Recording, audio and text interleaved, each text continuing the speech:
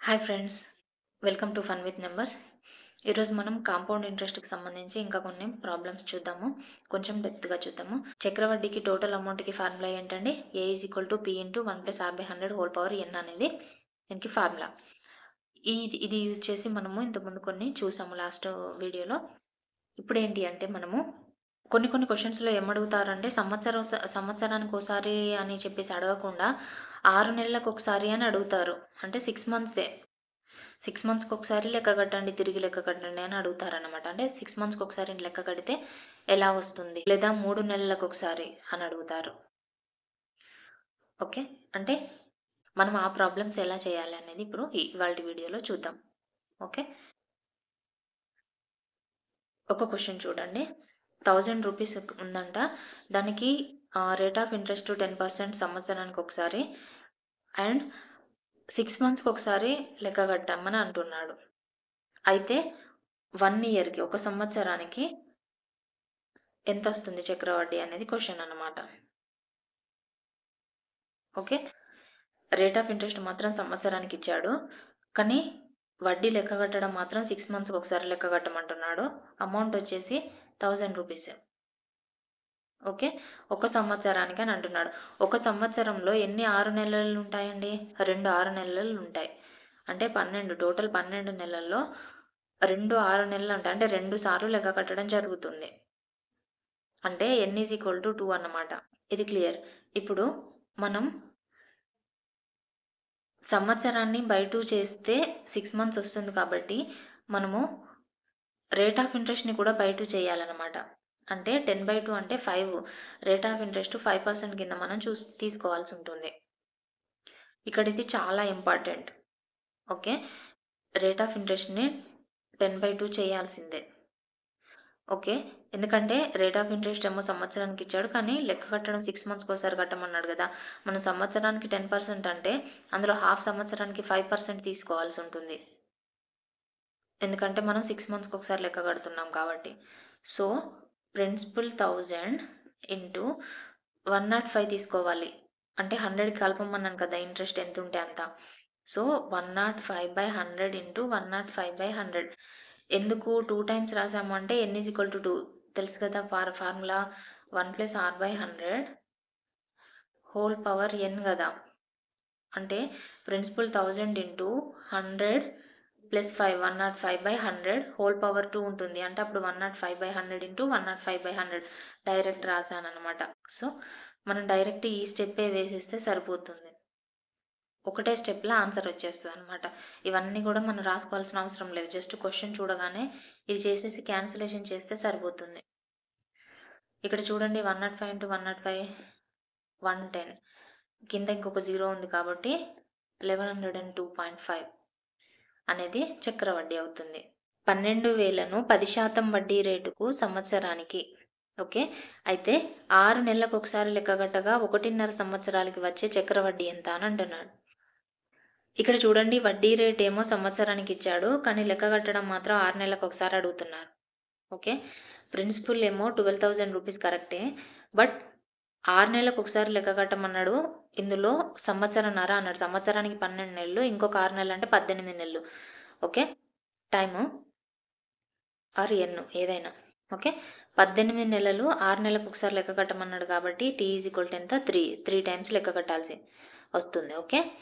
And ఇంకొకటి ఇక్కడ వడ్డీ రేటు సంవత్సరానికి ఇచ్చాడు. 6 నెలలకు ఒకసారే మనం లెక్క కడుతున్నాం. అంటే సంవత్సరంలో 2 సార్లు లెక్క కడుతున్నాం. బై 2 చేసాం కాబట్టి దీన్ని కూడా బై 2 చేయాలి. 10/2 చేస్తే 5% అవుతుంది. ఓకే. ఇది సంవత్సరానికి ఇచ్చాడు కాబట్టి మనం 6 నెలలకే కడుతున్నాం కాబట్టి అందులో సగమే తీసుకోవాలి. సో, 5% అనేది రేట్ ఆఫ్ ఇంట్రెస్ట్. మనం P is equal to 1+r/100 whole power n అని చెప్పేసి ఫార్ములా యూజ్ చేసామనుకోండి. ఇది A ఈజ్ ఈక్వల్ టు కదా! టోటల్ అమౌంట్ వస్తది. ఈ n ప్లేస్‌లో ఈ 3 తీసుకుంటాం. 3 టైమ్స్ లెక్క కట్టాలి. 6 మంత్స్‌కి ఒకసారి 1½ ఇయర్ కాబట్టి. కదా! ఇప్పుడు మనం చూడండి. ఇక్కడ ఈ ఫార్ములా యూజ్ చేస్తే టోటల్ అమౌంట్ వస్తది. మళ్ళీ ఆ టోటల్ అమౌంట్‌లో నుండి ప్రిన్సిపల్ సబ్ట్రాక్షన్ చేస్తే అప్పుడు చక్రవడ్డీ వస్తది. అదంతా అవసరం లేకుండా మనం ఏం చేద్దామంటే పర్సెంటేజ్ మెథడ్‌లో first year, second year, third year interest calculate చేస్తే ఓన్లీ ఇంట్రెస్ట్ వస్తది అప్పుడు. మనకి టోటల్ అమౌంట్ అవసరం లేదు గదా! ఇప్పుడు చూడండి 12,000 రూపీస్‌కి 5% వడ్డీ చొప్పున ఫస్ట్ ఇయర్‌లో ఎంతొస్తది? రూ. 600 ఫస్ట్ ఇయర్ ఇంట్రెస్ట్ వస్తది. ఇంట్రెస్టే వచ్చేది ఇప్పుడు. చూడండి సెకండ్ ఇయర్‌కి ఈ 12,000 ప్లస్ 600 మళ్ళీ 12,600 మీద కదా మనం చక్రవడ్డీ కదా ఇది. దీని మీద మళ్ళీ 5% చేయాలి సెకండ్ ఇయర్. మళ్ళీ 2 zeros పోతే 5, 6 30, 5 2 10, రూ. 630. సెకండ్ ఇయర్‌లో రూ. 630 అనేది ఇంట్రెస్ట్ వచ్చింది. మళ్ళీ థర్డ్ ఇయర్ అంటే ఇయర్ కాదు ఇది 6 మంత్స్‌కి ఒకసారి 3 టైమ్స్ కదా! సెకండ్ టైమ్ మళ్ళీ థర్డ్ టైమ్. ఈ 12,600కి మళ్ళీ 630 యాడ్ చేయాలి. 600, 630 13,023 30 ఓకే. దీని మీద మళ్ళీ 5% చేయాలి. ఓకే. ఎంత వస్తుంది? 5 3 15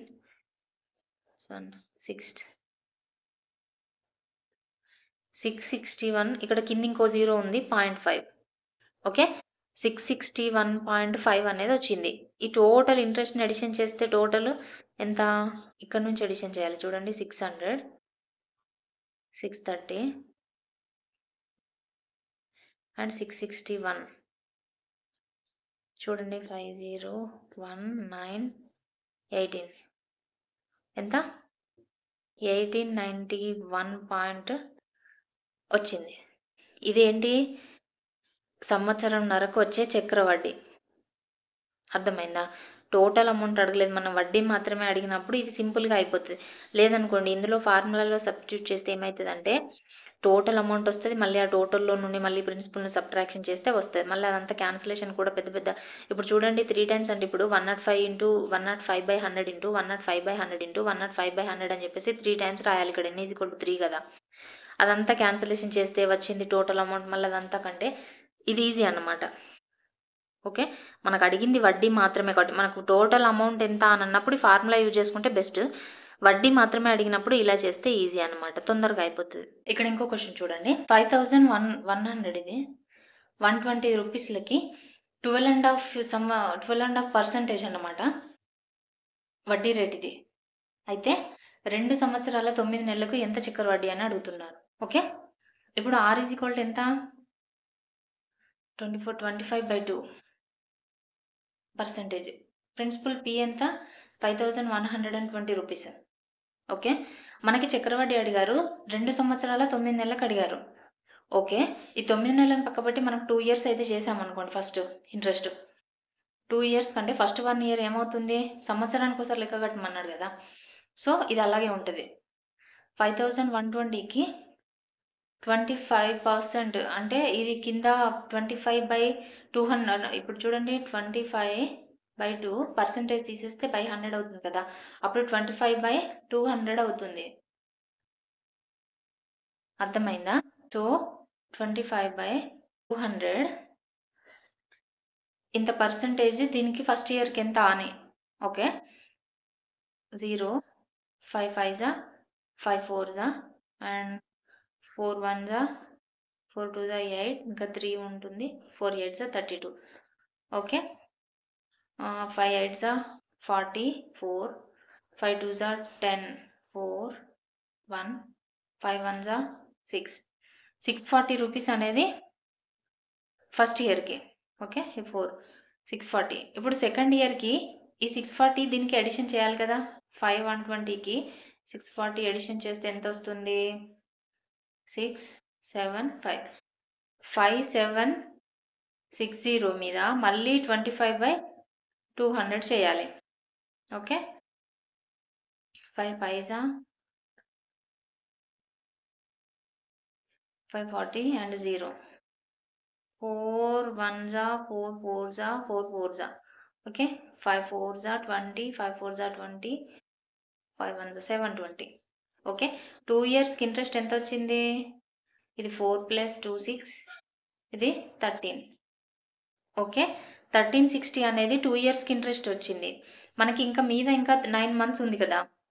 అంటే ఇప్పుడు ఈ 1360 ఇంకా 5120 అనేది టోటల్ కదా! ఇప్పుడు ఈ 6480 రూపీస్ అనేది మళ్ళీ ప్రిన్సిపల్ కింద మనం అంటే ఇది టోటల్ అమౌంట్ అవుతుంది. ఈ వచ్చిన ఇంట్రెస్ట్‌ని ప్రిన్సిపల్‌కి అడిషన్ చేస్తే వచ్చింది టోటల్ అమౌంట్ కదా!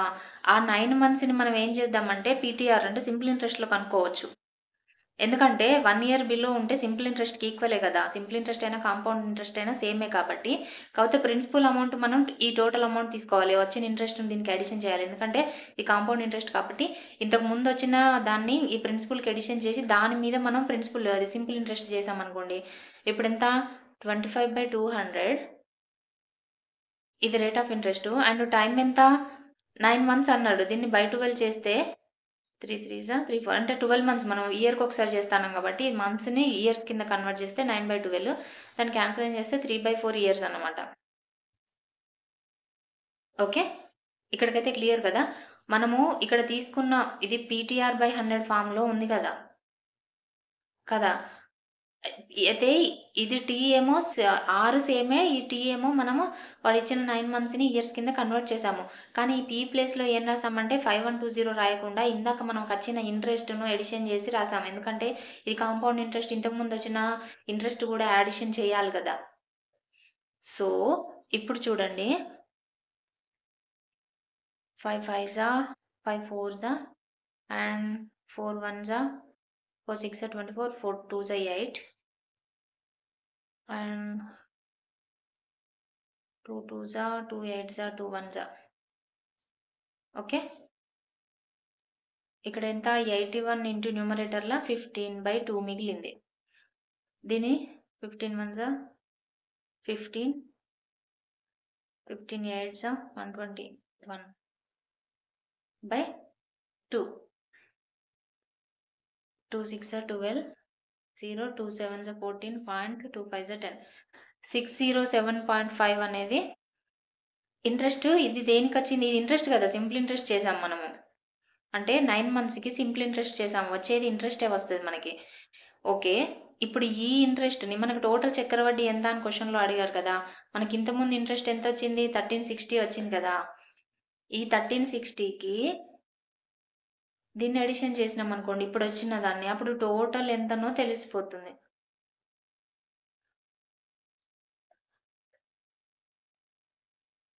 ఎంత?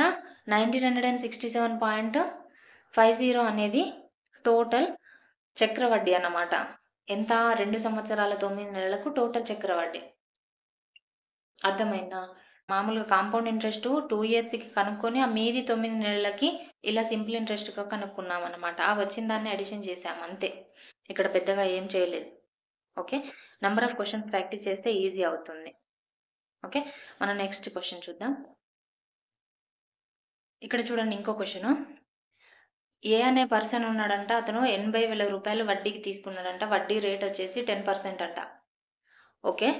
అయితే సంవత్సరానికి ఒకసారి 2 క్వెషన్స్ అడిగారు ఇక్కడ. ఏంటి? ఒకటేమో సంవత్సరానికి ఒకసారి లెక్కగట్టి, ఇంకొకటేమో 6 నెలలకు ఒకసారి లెక్కగట్టి. అయితే సంవత్సరానికి ఒకసారి లెక్కగట్టినప్పుడు వచ్చిన అమౌంటు అండ్ 6 నెలలకు ఒకసారి లెక్కగట్టినచ్చిన అమౌంటు సంవత్సరన్నరకు లెక్కగట్టుర్రి మొత్తం. కట్టి ఆ వచ్చిన 2 అమౌంట్‌లకి మధ్య డిఫరెన్స్ ఎంతుంటుందో చెప్పండి అని అంటున్నాడు. 80,000కి 10% వడ్డీ చొప్పున సంవత్సరానికి ఒకసారి లెక్క కట్టాలన్నట ఫస్ట్ సంవత్సరన్నరకు. ఆ తర్వాత 6 నెలలకోసారి తిరిగి లెక్క కట్టి చూడండి. అయితే రెండిటికి డిఫరెన్స్ ఎంతున్నదని అడుగుతాడు. Simple question. చూడండి 80,000కి మన సంవత్సరానికోసారి లెక్క కట్టినామనుకో ఎంతైతది 10% ఒక సంవత్సరానికి?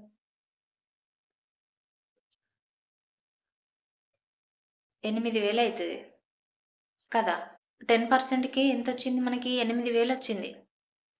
ఓకే. ఫస్ట్ ఇయర్ 8,000 వచ్చింది గదా! ఈ 8,000ని మళ్ళీ ప్రిన్సిపల్‌కి అడిషన్ చేస్తే 80,000కి అడిషన్ చేస్తే ఏమవుతుంది? 88,000 అవుతుంది. ఓకే. ఈ 88,000 మీద మళ్ళీ 1 ½ ఇయర్ అని అడిగారు కదా! సో, ఇంకొక 6 మంత్స్ ఉంది గదా! అయితే ఎంత చేయాలి అంటే 5%తో చేయాలి. ఎందుకంటే మనం 6 మంత్స్‌కి కాలిక్యులేట్ చేస్తన్నాం కదా! 6 మంత్స్‌కే కాలిక్యులేట్ చేస్తున్నాం కాబట్టి 5% తీయాలి. అర్థమైంది గదా! 1 ఇయర్‌కి కాలిక్యులేట్ చేస్తే మనం 10%తో చేస్తాము. ఇప్పుడు మనం సగం 6 మంత్సే చేస్తున్నాం కాబట్టి 5% చేయాలన్నమాట కాలిక్యులేషన్ అనేది. ఓకే.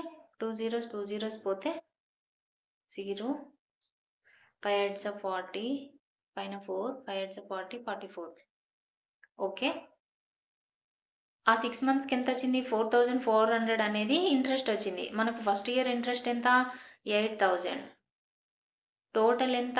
12,400 రూపీస్ అనేది 1.5 ఇయర్‌కి ఇంట్రెస్ట్. చక్రవడ్డీ. ఇది ఎప్పుడు? మనకేమో 8,000 అయింది. 1.5 సంవత్సరాలని అడిగాడు కాబట్టి మిగిలిన 6 నెలలకి ఇంత అయింది. రెండిటిని అడిషన్ చేస్తే 12,400 అనేది 1.5 ఇయర్‌కి అయింది. కానీ క్వెషన్‌లో ఏమడిగారు? 6 నెలలకోసారి కూడా కాలిక్యులేషన్ చేస్తే ఎంతొస్తదని అడిగిండు కాబట్టి 6 నెలలకోసారి అనంటే సంవత్సరంన్నరలా 3 6 నెలలు ఉంటాయి. అంటే 3 సార్లు లెక్క కట్టాలి. కదా! అంటే ఫస్ట్ 80,000లో